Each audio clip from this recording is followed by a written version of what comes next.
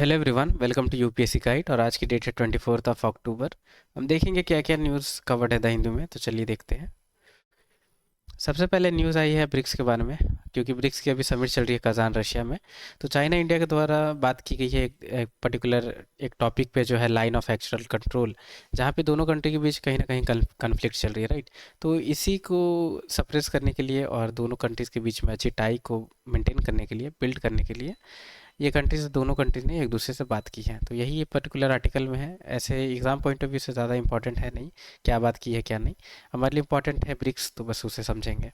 Brick क्या है? तो ये इंटर गवर्नमेंटल ऑर्गेनाइजेशन है, जहाँ पे हर साल यानी एनुअली जितने भी मेंबर्स हैं वो एक दूसरे के साथ फॉर्मल समिट करते हैं, और कोई सी भी ऐसी पॉलिसीज़ है या कोई सी भी ऐसी टॉपिक है उस पर कोऑर्डिनेट और डिस्कशन करते हैं। ठीक है।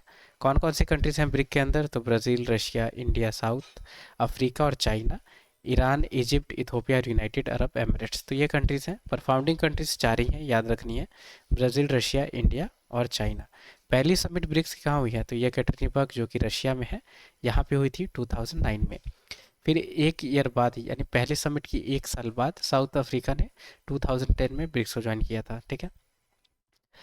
अभी 2024 में ईरान, इजिप्ट, इथोपिया और यूनाइटेड अरब एमिरेट्स, ये चार कंट्रीज़ हैं जिन्होंने ब्रिक को ज्वाइन किया है। इंपॉर्टेंट है, पता होना चाहिए। ठीक है, क्योंकि एग्जाम में आ सकती है। 30% वर्ल्ड की लैंड सरफेस कवर की जाती है ब्रिक्स मेंबर के द्वारा, और 45% ग्लोबल पॉपुलेशन। अब ये ब्रिक की टर्म कोई कंट्रीज़ के द्वारा नहीं लाई गई है, इंट्रोड्यूस नहीं की गई थी। ये इंट्रोड्यूस की गई थी एक पब्लिकेशन में 2001 में। जिम ओ नेली हैं जिन्होंने एक पब्लिकेशन को रिलीज़ किया, building better global economic BRICS. यहीं पे इन्होंने ब्रिक्स के बारे में पहली बार टर्म कॉइन की। ठीक है। अब ब्रिक्स कंट्री के द्वारा न्यू डेवलपमेंट बैंक को सेटअप किया गया है, 2014 में इसे किया गया था। ठीक है। जिसके हेडक्वार्टर शंघाई, चाइना में है। और न्यू डेवलपमेंट बैंक को सेट करने के लिए कौन सी कंट्री ने ऐसी आइडिया दी? तो ये दिया गया था इंडिया के द्वारा ही। फोर्थ ब्रिक की समिट हुई थी 2012 में दिल्ली में, वहाँ न्यू डेवलपमेंट बैंक को सेटअप किया गया था। मतलब न्यू डेवलपमेंट बैंक को सेटअप करने के लिए बात रखी गई थी इंडिया के द्वारा। अब बहुत इंपॉर्टेंट है, हमें पता होना चाहिए कि आखिरकार ये जो समिट हो रही है ब्रिक्स की, ये कौन सी समिट है, यानी क्या ये सेकंड है या ये 18th है या 19th है। हमें नंबर्स में भी पता होना चाहिए, राइट। तो ये 16वां ब्रिक की समिट कजान रशिया में 2024 में हो रही है। अब क्योंकि यूपीएससी 25 में अगर 2025 में पूछती है हमसे, तो चेंजेस कर सकती है कि 15th ब्रिक की समिट रिसेंटली हुई है, राइट। क्योंकि वैसा यूपीएससी ने अफ्रीकन यूनियन वाली क्वेश्चन में किया था, इसलिए आपको मैंने एडिशनली ये बताया। अब क्वेश्चन कैसे फ्रेम होगी? बेसिक चीज़ पूछ ले कि इंटर गवर्नमेंटल ऑर्गेनाइजेशन है, एनुअली इसकी मीटिंग होती है, कौन कौन सी कंट्रीज़ हैं, राइट। पहले समिट कहाँ पे हुई है, कौन सी कंट्रीज़ ने रिसेंटली ज्वाइन किया है, या इनके द्वारा न्यू डेवलपमेंट बैंक को सेटअप किया गया है, राइट। या कौन सी कंट्री के द्वारा ब्रिक्स टर्म को पहले कॉइन किया गया है। ऐसे नेगेटिव स्टेटमेंट, पॉजिटिव स्टेटमेंट आपसे पूछा जा सकता है। आपसे और कैसे पूछा जा सकता है? या तो पूछ ले कि ब्रिक्स के अंदर कौन कौन कंट्री है, ठीक है, ऑप्शन में दे के पूछ सकती हैं। या फाउंडिंग कंट्रीज कौन कौन है जिन्होंने ब्रिक्स को बनाया है, ऐसे करके पूछ सकती है। या कौन सी कंट्रीज ने रिसेंटली ब्रिक्स को ज्वाइन किया है, ये ऐसा करके पूछ सकती है। तो ये दो तीन टाइप के क्वेश्चन के तरीके हैं जिस पे यूपीएससी पूछ सकती है। अब हम बढ़ेंगे आगे। तो ये मॉनेटरी पॉलिसी कमेटी में अभी मीटिंग हुई है इंटरेस्ट रेट को लेके, ठीक है। तो उसी के बारे में ये सारी बताई गई है कि आरबीआई गवर्नर ने ये कहा कि इंडिया को हम रिस्क में नहीं ले आ सकते हैं दोबारा महंगाई यानी इन्फ्लेशन से। तो यही सारी बातें की गई हैं इसमें। पर हम देखेंगे एमपीसी के बारे में, मॉनेटरी पॉलिसी कमेटी के बारे में, क्योंकि वही इंपॉर्टेंट है। तो मॉनेटरी पॉलिसी कमेटी, ये 45ZB एक अमेंडमेंट की गई थी आरबीआई एक्ट में 1934 की, जो आरबीआई एक्ट है, इसमें सेंट्रल गवर्नमेंट के द्वारा फिर मॉनेटरी पॉलिसी कमेटी को सेटअप किया गया। और 6 मेंबर की कमेटी होती है ये मॉनेटरी पॉलिसी कमेटी, याद रखनी है। तो 6 में कौन कौन रहते हैं? तो आरबीआई के जो गवर्नर है वो चेयरपर्सन सर्व करते हैं, उसके बाद डिप्टी गवर्नर होते हैं इसमें, और एक और इसमें नॉमिनेटेड एक इंडिविजुअल रहते हैं जो आरबीआई बोर्ड के द्वारा नॉमिनेट किए जाते हैं। तो 3 ये हो गए, यानी आरबीआई गवर्नर, ठीक है, फिर डिप्टी गवर्नर और एक और इंडिविजुअल, एक और मेंबर जो आरबीआई बोर्ड के द्वारा नॉमिनेट किए जाते हैं। और 3 जो मेंबर्स रहते हैं, ठीक है, क्योंकि ये 6 मेंबर कमेटी है, तो वो नॉमिनेट किए जाते हैं सेंट्रल गवर्नमेंट के द्वारा, यानी गवर्नमेंट ऑफ इंडिया के द्वारा, ठीक है। तो टोटल 6 मेंबर की मॉनेटरी पॉलिसी कमेटी होती है। अब जो मेंबर्स रहते हैं मॉनेटरी पॉलिसी कमेटी के, ये अपॉइंट किए जाते हैं 4 ईयर टर्म्स के लिए, और ये दोबारा एलिजिबल नहीं है रीअपॉइंटमेंट के लिए, ध्यान में रखनी होगी बात ये। और मॉनेटरी पॉलिसी कमेटी ने रिप्लेस किया है टेक्निकल एडवाइजरी कमेटी को। तो पहले जो भी इन्फ्लेशन या प्राइस स्टेबिलिटी की जो बात की जाती थी वो सब की जाती थी टेक्निकल एडवाइजरी कमेटी के द्वारा, यही डील करती थी इन्फ्लेशन वगैरह से। पर इसको रिप्लेस करके एमपीसी यानी मॉनेटरी पॉलिसी कमेटी को लाई गई है। इंपॉर्टेंट है, याद रखनी है आपको ये। कोरम कितनी होनी चाहिए, तो एटलीस्ट 4 मेंबर्स रहेंगे, 4 मेंबर्स रहेंगे तभी मीटिंग कंडक्ट होगी। कोरम क्या होती है, तो अटेंडेंस आप कह सकते हैं इसे। जब 4 मेंबर्स रहेंगे 6 में से, तभी मीटिंग ऑर्गेनाइज होगी। अगर 3 रहेंगे तो नहीं होगा ही, 2 अगर मेंबर्स रहेंगे तो भी मीटिंग ऑर्गेनाइज नहीं होगी, ठीक है। और हर 6 मंथ पे रिजर्व बैंक यानी आरबीआई है, ये पब्लिश भी करती है मॉनेटरी पॉलिसी रिपोर्ट को। जितने भी मेंबर्स हैं उनके सबके पास एक इक्वल वोट है, ठीक है, सिर्फ एक ही वोट है उनके पास। पर गवर्नर के पास कास्टिंग वोट भी है, यानी 2 वोट है गवर्नर के पास। अगर कोई सी भी ऐसी मैटर या डिस्कशन है या कोई टॉपिक है जिस पे अगर सहमति नहीं मिल पा रही है, तो गवर्नर यानी आरबीआई है, आरबीआई के जो गवर्नर है उनके पास कास्टिंग वोट है, वो एक्स्ट्रा वोट दे के उस पर्टिकुलर मैटर में डिसीजन ले सकते हैं, ठीक है। अब ये थोड़ी डिटेल्स थी और बहुत ही इंपॉर्टेंट है हमारे लिए। और क्या करती है एमपीसी, तो इन्फ्लेशन टारगेट को मेंटेन करती है 4% ±2% है। 4 ± 2% है यह महंगाई की जो पर्टिकुलर एक लाइन सेटअप की गई है आरबीआई के द्वारा कि इतनी ही होनी चाहिए, या तो 4% से प्लस हो जाए 2%, या 4% से माइनस हो जाए 2%, ठीक है। और क्या काम करती है, तो प्राइस स्टेबिलिटी पे वर्क करती है और पॉलिसी इंटरेस्ट रेट को डिटरमाइन करती है। तो ये कुछ इसकी ऑब्जेक्टिव है। अब ये देखें, ये जो क्वेश्चन है ये यूपीएससी ने पूछा हुआ है मॉनेटरी पॉलिसी कमेटी पे, और ये बहुत ही इंपॉर्टेंट और बहुत ही इजी क्वेश्चन थी उस टाइम की, ठीक है। अभी भी इम्पॉर्टेंट है और इजी भी है। आप अभी जितनी भी जानकारी बताई उसी से आप इसे सॉल्व कर लेंगे। आप ट्राई करिए इसे सॉल्व करने का और कमेंट बॉक्स में आंसर जरूर बताएंगे आप इसकी, ठीक है। वीडियो पॉज करके आप इसे आंसर करें। वैसे मैं डिस्कस कर लेता हूँ ये क्वेश्चन। तो एफपीसी के बारे में क्या पूछा गया है कि आरबीआई बेंचमार्क इंटरेस्ट रेट को डिटरमाइन करती है। दूसरी स्टेटमेंट क्या है कि 12 मेंबर बॉडी है जिसमें गवर्नर रहते हैं जो रिकन्स्टिट्यूट किए जाते हैं हर साल, ठीक है। तीसरी चीज़ क्या पूछी गई है कि मॉनेटरी पॉलिसी कमेटी को चेयर कौन करता है, तो यूनियन फाइनेंस मिनिस्टर। तो ये 3 चीज़ें हैं। अब इसमें ऑप्शन दी गई है A1 only, B1 and 2, C3 only, D2 and 3।